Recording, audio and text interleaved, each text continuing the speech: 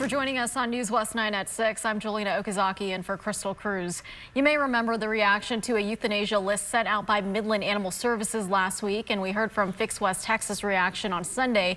Well, now MAS held a meeting to clear things up. News West 9's Jason Freund has more.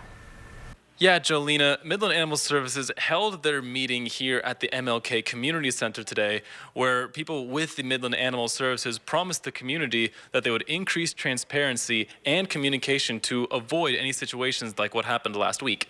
You may recall last week when MAS sent out a list of animals who were at risk of getting euthanized, which caused a stir among the general public.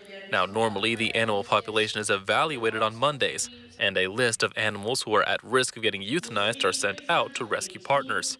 But a list wasn't even supposed to have went out last week, but outside factors changed that.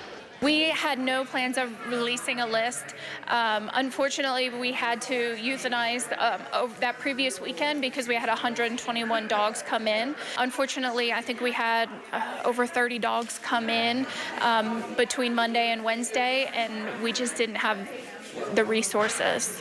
Griffin Hobson did agree with the public that the way the message was sent out could have been done better, allowing for more time to be given to rescues and for the public to understand its sudden change in circumstances. I think maybe the way we got that message out was challenging for the rescues.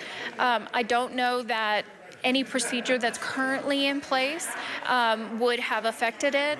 I think that some of the challenges in the past were definitely from the standing operating procedures and maybe, processes not just being put into place. And those protocols are being reviewed right now to make sure this doesn't happen again.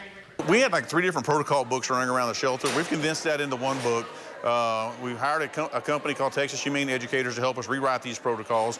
We're currently reviewing all of the ones that they gave us that are kind of a standard basis for the nation and making them Midland-centric, making sure that what we can do here in Midland follows those things and matches up with our shelter.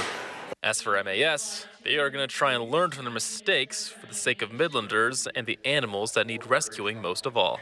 I think that we will probably do a list regardless of space. So we should have probably just put out a list on Monday to give those animals a little bit more time. We didn't think we'd be in that situation, but going forward, let's not put ourselves in that situation. Let's create a list regardless. Now, Midland Animal Services will also be conducting a review of just what happened last week in order to prevent any situations like that from happening in the coming future. In Midland, I'm Jason Freund, News West 9.